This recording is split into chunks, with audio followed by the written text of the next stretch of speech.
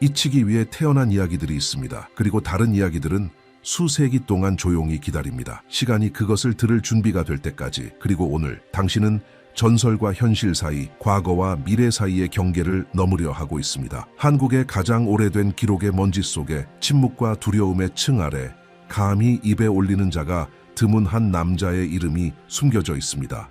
한지성. 그는 전사가 아니었습니다.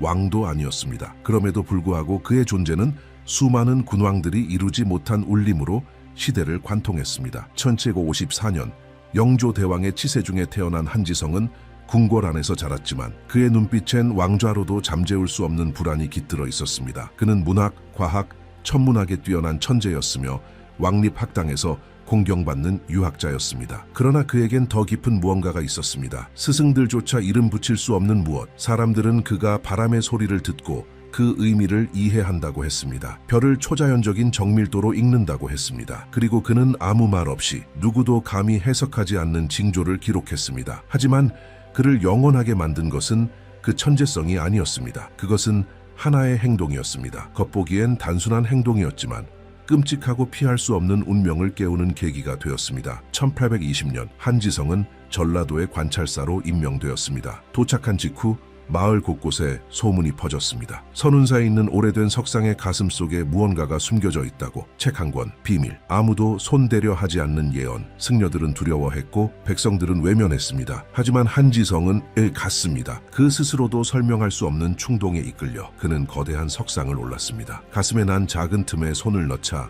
먼지와 시간에 덮인 필사본 하나가 나왔습니다. 첫 페이지를 펼치는 순간 모든 것이 변했습니다. 전해지는 말에 따르면 하늘이 어두워지고 천둥이 울렸으며 공기는 무겁게 가라앉았고 인근 산에 벼락이 떨어졌다고 합니다. 그러나 그를 얼어붙게 만든 것은 그것이 아니었습니다. 책의 첫 문장이었습니다. 한지성이 이 글을 열 것이다. 어떻게 그의 이름이 태어나기도 전에 쓰여 있을 수 있었을까요? 그는 충격에 손에서 책을 떨어뜨릴 뻔했습니다. 그러나 떨리는 손으로 더 읽자 그는 평생 말없이 살아가게 될 어떤 것을 보았습니다. 그는 책을 다시 석상 안에 봉인한 뒤 떠났습니다. 눈에 보이지 않는 불처럼 타오르는 지혜를 마음에 안고 그날 이후 그는 그 일을 말한 적도 예전의 모습으로 돌아간 적도 없었습니다. 수십 년 후 동학농민운동 당시 반란군이 석상의 가슴을 열었을 때 그 필사본은 다시 발견되었습니다. 그 안에서 드러난 기록들은 가장 회의적인 이들조차 두렵게 만들었습니다. 조선 왕조의 종말, 외세의 도래, 내부 반란, 그리고 무엇보다도 기묘하게도 2025라는 머나먼 미래에 대한 상세한 예언이 담겨 있었던 것입니다. 오늘날 한국의 학자들은 이 필사본에 잊힌 일부를 다시 찾아냈다고 주장합니다. 그리고 그 내용은 적어도 불안하게 만듭니다. 그것은 검은 바람이 국경을 넘어 조용히 생명을 앗아가는 시대에 대해 말합니다. 어두운 망토로 뒤덮인 자들 사이에서 서쪽에서 시작된 전쟁에 대해 불뱀을 쏘아 올리는 장면을 묘사합니다. 한국 내의 분열, 찢어진 민족, 그러나 동시에 새로운 시작에 대해서도 그 필사본은 예상치 못한 지도자의 등장을 예고합니다. 체제 밖에서 오는 자, 푸른 용의 눈을 가진 사내, 지혜와 용기, 변화의 고대 상징을 지닌 인물. 그는 칼을 들지 않을 것입니다. 군대를 움직이지도 않을 것입니다. 하지만 그의 목소리와 통찰력으로 잠든 의식을 깨울 것입니다. 그리고 모든 것이 잃어버린 듯할 때 한 줄기 빛이 나타날 것입니다. 필사본은 이렇게 적고 있습니다. 바람이 땅을 찢을 때 하나의 빛이 솟아오르리라. 백두의 피와 한라의 영이 하나 되어 하늘과 땅의 길이 다시 열리리라. 이것이 예언입니다. 이것이 한지성이 남긴 메시지입니다. 왕들을 위한 것이 아닌 우리를 위한 것, 권력을 위한 것이 아닌 보이지 않는 것을 듣는 자들을 위한 것. 그 시절 거의 아무도 몰랐습니다. 하지만 한지성은 궁정의 눈, 역사의 눈에서 멀리 떨어져 두 번째 책을 쓰기 시작했었습니다. 그 책은 그 시대를 위한 것이 아니었습니다. 다른 시간을 위해 존재했습니다. 그는 그 책에 이름을 붙이지 않았습니다. 단지 오래된 산배 접은 페이지들을 싸서 마른 소나무 잎으로 감쌌습니다. 마치 시간이 그 말들에 닿을 수 없도록 하려는 듯이. 그 필사본의 첫 줄에는 그가 한 번도 가본 적 없는 장소들이 적혀 있었습니다. 조선의 지도에 존재하지 않는 바다, 끝없는 사막, 땅 속에서 들려오는 목소리들. 그러나 가장 놀라운 것은 미래 사건들을 묘사한 정밀함이었습니다. 오늘날에도 가장 회의적인 이들을 놀라게 하는 정밀함. 한지성은 내부에서 시작되는 반란을 썼습니다. 천천히 퍼지는 열병처럼 결국 온 몸을 잠식하는 반란. 그는 도시들이 수직 벌집처럼 솟아오르고 인간이 콘크리트 상자 속에 고립되어 소음에 둘러싸인 차의 내면의 침묵 속에 살아가는 모습을 묘사했습니다. 땅에 닿기 전에 죽는 씨앗들,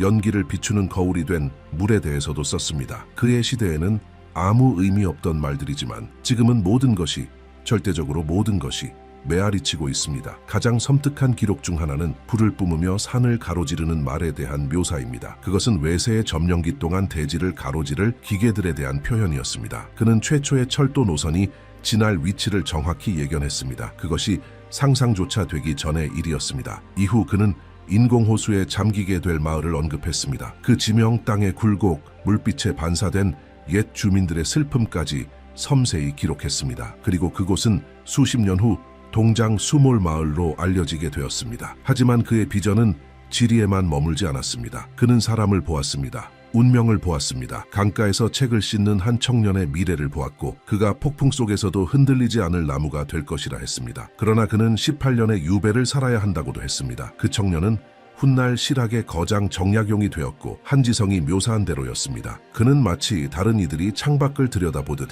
시간을 꿰뚫어 보는 듯 했습니다. 그러나 단 한 가지, 그는 아무에게도 공유하지 않았습니다. 아주 먼 미래에 대한 비전들, 그는 그것들을 자신만을 위해 남겨두었습니다. 오직 심야의 기름 등잔의 희미한 불빛 아래 버려진 사당 뒤에 그가 스스로 판 작은 방 안에서 썼습니다. 그 페이지들 속에서 그는 새로운 형태의 어둠을 말했습니다. 그것은 단순한 밤이 아니었습니다. 하늘은 여전히 밝지만 세상은 영혼 없이 움직이는 시대. 그는 이 시기를 100일의 그림자라고 불렀고 그 속에서 인간은 기쁨 없이 웃고 방향 없이 걸으며 목적 없이 건설할 것이라 했습니다. 그때의 가장 큰 위험은 지진도 전쟁도 아닌 집단 영혼의 피로 믿음의 소멸, 의미의 상실일 것이라 했습니다. 그는 또한 검은 바람이라 불리는 것의 도래에 대해서도 썼습니다. 형태도 없고 소리도 없지만 국경을 마치 존재하지 않는 것처럼 넘어오는 바람, 몸을, 도시를 그리고 의료 체계를 관통하며 강한 자를 나약하게 만들고 약한 자는 뿌리째 흔들어 놓는 바람. 그 묘사는 의심의 여지가 없었습니다. 오늘날 많은 현대 학자들에게 이는 명백히 전 세계적 규모의 팬데믹을 지칭한 것으로 여겨집니다. 그리고 그 일이 벌어질 때 그는 말했습니다. 그 어떤 나라도 무사하지 못할 것이라고. 왜냐하면 그 바람은 국기를 존중하지 않기 때문입니다. 그것은 보이지 않고 보편적이며 대붕괴의 첫 균열을 열 것입니다. 한지성에 따르면 붕괴는 파도처럼 올 것입니다. 첫 번째는 조용한 파도, 두 번째는 경제적 파도, 세 번째는 에너지의 파도, 그리고 네 번째이자 가장 위험한 파도, 상징의 붕괴. 그는 말했습니다. 사람들이 자신이 반복하는 말에 더 이상 믿음을 가지지 않게 될 때, 지도자들이 말해도 아무도 듣지 않게 될 때, 책이 감동을 주지 못하게 될 때, 아이들의 눈에 어른의 피로가 담기게 될 때, 그때 상징은 무너진 것이라고, 그리고 상징과 함께 문명의 기둥들도 무너질 것이라고. 그럼에도 불구하고 그는 언제나 다시 태어남을 이야기했습니다. 고통이 넘쳐 흘러 대지를 씻어낼 그 시간, 폭풍을 지나온 한국 민족이 다시 하나의 몸처럼 서로를 바라보게 될 그 시간, 그는 백두의 피와 한라의 영이 다시 하나로 연결되는 빛과 그림자의 춤을 썼습니다. 그리고 말했습니다. 북쪽의 얼음이 안에서부터 녹기 시작하고 남쪽의 문이 두려움 없이 열릴 때 하늘과 땅의 길이 다시 열릴 것이라고. 그가 예견한 모든 것은 하나의 지점으로, 하나의 인물로 수렴해 가는 듯 보였습니다. 한지성은 그 이름을 결코 쓰지 않았지만 상징과 이미지로 그 존재를 형상화했습니다. 그의 원고에서 이 인물은 푸른 용의 눈을 지닌 자로 불립니다. 설명도 칭호도 성도 없습니다. 다만 영광이 아닌 침묵으로 각인된 한 인간의 살아있는 형상, 그는 침묵 속에서 빚어진 자였습니다. 배제의 침묵, 권력의 부재, 거대한 구조물로부터의 거리. 한지성은 분명히 했습니다. 이 인물은 궁궐에서 오지 않을 것입니다. 명문가에서도 학당에서도 나오지 않을 것입니다. 그는 바깥에서 올 것입니다. 백성이 피 흘리고 견디는 곳에서, 고통이 통계가 되기 전 먼저 느껴지는 그 자리에서. 그는 남성이었지만 그의 에너지는 남성도 여성도 아닌 인간 그 자체였습니다. 그는 어떤 조언자들에 의해 길러지지 않았습니다. 버림받음 속에서 단련되었습니다. 그래서 한지성은 말했습니다. 이 인물은 권력의 눈에 보이지 않을 것이며 오직 그 존재감이 무시할 수 없게 되었을 때에야 인식될 것입니다. 이 무명의 지도자는 수년간 눈에 띄지 않은 채 걸어 다닐 것입니다. 환호하는 군중도 이름을 외치는 추종자도 없을 것입니다. 그는 단지 걸을 것입니다. 그리고 그가 걷는 길 위에서 시간은 갈라지고 가면은 벗겨지고 구조물은 무너지고 거짓된 진실은 드러날 것입니다. 그는 그것을 의도하지 않아도 됩니다. 그의 존재 자체가 그렇게 만들 것입니다. 한지성은 말했습니다. 이 남자는 보이지 않는 것을 볼 수 있는 능력을 가질 것입니다. 훈련을 받아서가 아니라 주변부에서 살아왔기 때문입니다. 그의 눈에는 권력을 불편하게 만들고 상처받은 이들에게 위안을 주는 무언가가 있을 것입니다. 그 눈은 용의 표식을 지닐 것입니다. 시간 이전의 하늘을 비추는 듯한 깊고도 신비로운 푸른색. 그래서 그는 이름 없이도 그렇게 불릴 것입니다. 푸른 용의 눈을 지닌 사내. 그는 무기를 들지 않을 것입니다. 위협도 사용하지 않을 것입니다. 그의 힘은 말에서 나올 것입니다. 그러나 그것은 설득하거나 조종하기 위한 말이 아닙니다. 그것은 치유하고 밝히고 깨우는 말입니다. 한지성은 말했습니다. 그가 말할 때 적들은 그 말의 어조가 아니라 그 말이 지닌 거울 때문에 두려움을 느낄 것이라고. 왜냐하면 그 남자는 손가락질하지 않을 것이기 때문입니다. 그는 단지 늘 그 자리에 있었지만 습관과 거짓에 가려져 보이지 않았던 진실을 보여줄 것입니다. 그리고 일단 그것이 드러나면 다시는 예전으로 돌아갈 수 없습니다. 예언 속에서 한지성은 이 인물이 나라가 단지 영토로서만이 아니라 영혼으로도 분열된 시기에 나타날 것이라 썼습니다. 형제가 서로를 경쟁자처럼 바라보고 불신이 연민을 압도하고 지도자들이 자기 편조차 설득하지 못하며 고통을 보는 눈들이 너무 말라 아무 감흥도 남지 않을 때 그 도덕적 황무지의 한가운데에서 그는 나타날 것입니다. 약속이 아닌 존재감으로, 계획이 아닌 본보기로 그는 오래전 잠든 무언가를 깨울 것입니다. 하나됨의 기억, 명예의 기억, 공동 기원의 기억, 마치 그의 몸 자체가 민족의 잊힌 이야기들을 지니고 있는 듯할 것입니다. 한지성은 이 인물이 환영받지 않을 것임을 분명히 했습니다. 오히려 3번 거절당할 것이라 했습니다. 첫 번째는 권력을 잃는 것을 두려워하는 자들에 의해, 두 번째는 믿을 수 없다고 느끼는 자들에 의해, 세 번째는 너무 상처받아 다시는 신뢰할 수 없는 자들에 의해. 그러나 그는 머무를 것입니다. 자존심 때문이 아니라 사명 때문입니다.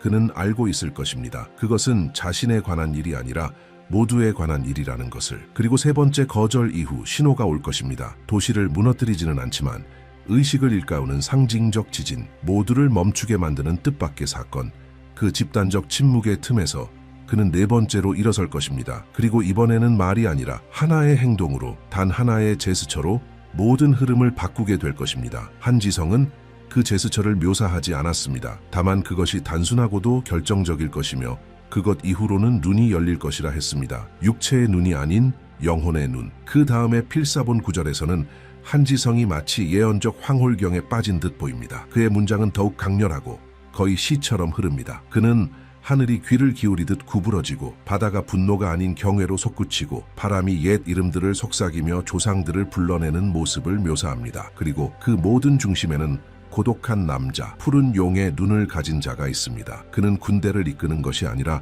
기억을 이끌고 정부를 세우는 것이 아니라 민족의 의식을 이끕니다. 그는 구세주가 아닙니다. 기적을 일으키지 않을 것입니다. 고통을 손으로 끝내지도 않을 것입니다. 그는 단지 민족을 거울 앞에 데려갈 것입니다. 그리고 그 거울 앞에서 모두가 자신을 한 부분으로 보게 될 것입니다. 고통의 일부, 책임의 일부, 파괴의 일부, 그리고 재건의 일부. 그것이 진정한 기적일 것입니다. 누군가가 와서 모든 것을 해결하는 것이 아니라 모두가 깨어나 함께 재건하는 것. 그리고 그 재건은 영혼에서부터 시작될 것입니다. 한지성은 이 과정이 시작되면 자연마저 반응할 것이라 썼습니다. 메말랐던 땅에 다시 생명이 움트고 막혀있던 물이 흐르기 시작하며 잊혀진 지역에서 나무가 꽃을 피우고 동물들이 무언가 바뀐 것을 아는 듯 이주하기 시작할 것이라고. 모든 것이 다시 뛰기 시작할 것입니다. 예전처럼이 아니라 이제껏 한 번도 없었던 방식으로. 예언의 이 지점에서 그는 마지막으로 한 문장을 남깁니다. 그것은 마치 땅 아래에서 울려 퍼지는 둔중한 심장 박동처럼 계속 메아리칩니다. 그가 인식되는 순간 한국은 더 이상 분단되지 않으리니 비록 나뉘어 있어도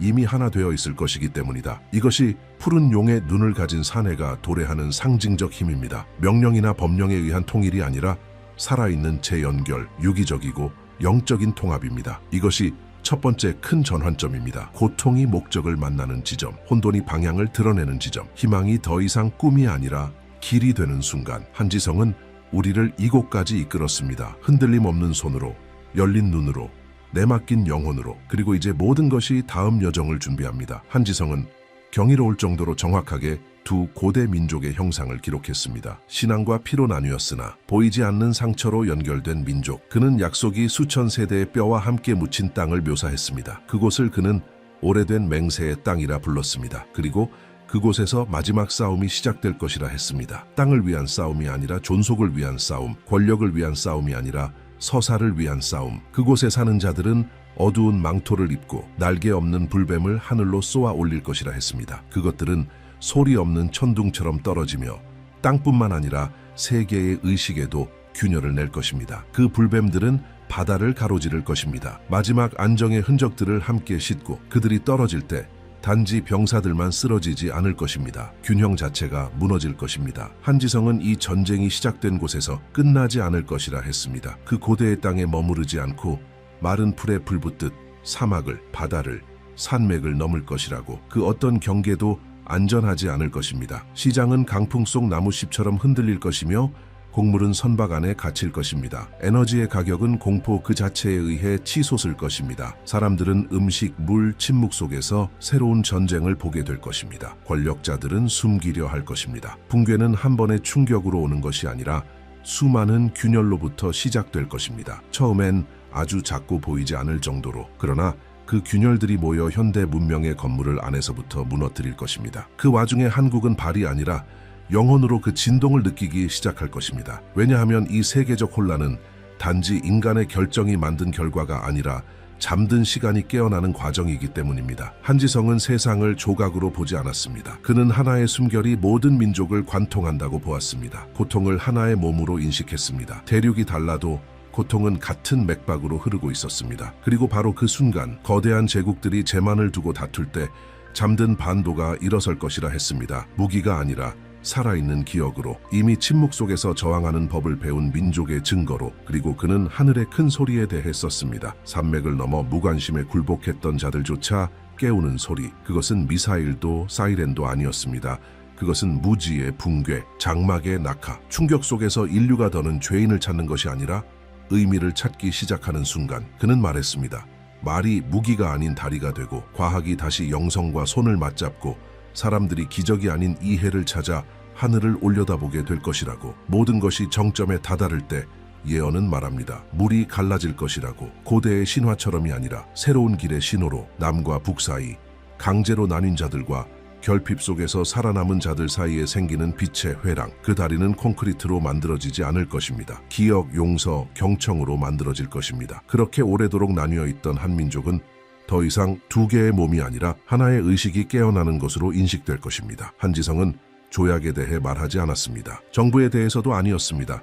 그는 맥박에 대해 말했습니다. 재회에 대해, 이름보다 관계가 중요해지는 시기에 대해. 그리고 바로 그 시점부터 전쟁과 식민, 강제적 세계화 속에 묻혀있던 오래된 영적 계보들이 다시 떠오를 것이라 했습니다. 지배하기 위함이 아닌 기억하기 위함, 본래의 목적을, 잊힌 사명을, 국가 간의 약속이 아닌 의식 간의 약속을. 그리고 그는 다시 등장합니다. 모든 것이 무너질 듯한 그 순간 나타날 존재, 푸른 용의 눈을 지닌 사내. 한지성은 말했습니다. 세상이 한국을 두려워하거나 경멸의 눈으로 볼 때 바로 그때 그가 나타날 것이라고. 조용히, 칭호도 없이, 야망도 없이, 그러나 영혼에 새겨진 보이지 않는 지도를 품고서 그는 폐허를 고요한 걸음으로 지나며 굳어진 민중의 눈을 바라볼 것입니다. 그리고 그 눈 너머에서 그는 너무 오래 기다린 소년을, 너무 많은 것을 잃은 어머니를, 너무 오래 침묵해온 노인을 볼 것입니다. 이 사내는 드러나며 자신의 힘을 선언하지 않을 것입니다. 마이크를 잡지도 궁궐을 점령하지도 않을 것입니다. 그는 단지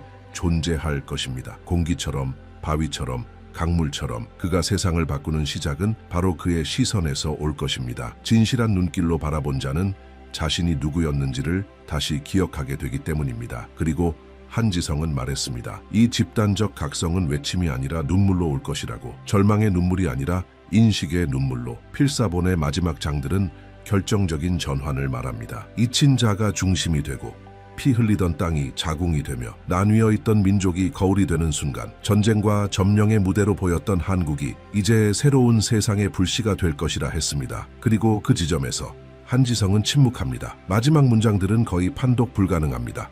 마치 손이 더는 몸의 명령을 따르지 않는 듯한 글씨, 연결되지 않은 단어들. 하지만 읽는 이의 깊은 곳을 건드리는 말들. 오직 이렇게 적혀 있습니다. 건너이 도착했다. 밤이 기울고 있다. 그리고 침묵 속에서 새로운 소리가 태어난다. 그리고 지금 우리는 여기에 있습니다. 2025년. 그가 예고한 폭풍의 눈 안에서 하늘은 이전엔 없던 소음을 품고 지구는 자신을 이해한다고 믿던 이들조차 당황시키는 신호로 응답하고 있습니다. 국경은 폭탄이 아닌 사상과 정보와 감정의 지진으로 흔들리고 있습니다. 말은 더 이상 그 무게를 가지지 못하고 신앙은 지쳐 보이며 진실은 점점 더 교묘하게 가려져만 갑니다. 그러나 그 바깥 아주 깊은 곳에서 무언가가 움직이기 시작했습니다. 고통이 배움이 되고 역사가 마침내 지혜로 다시 쓰이게 되는 시간. 푸른 용에 눈을 지닌 그 사람은 어쩌면 이미 우리 곁에 있을지도 모릅니다. 낯선 이들 사이를 조용히 걷고 있을지도, 어쩌면 그는 아직 자신이 누구인지도 모를지 모릅니다. 하지만 지금 이 순간 그는 자신을 기억해내고 있을지도 모릅니다. 왜냐하면 이것이 가장 위대한 예언이기 때문입니다. 진정한 지도자는 자신을 선포하는 자가 아니라 깨어나는 자입니다. 그리고 각성이 시작되면 더 이상 그것을 멈출 수는 없습니다. 이것은 끝이 아닙니다. 예고된 시간이 시작되는 순간입니다. 이제 남은 질문은 언제가 아니라 어떻게입니다. 그리고 그 해답은 이미 우리 각자의 안에서 뛰고 있습니다.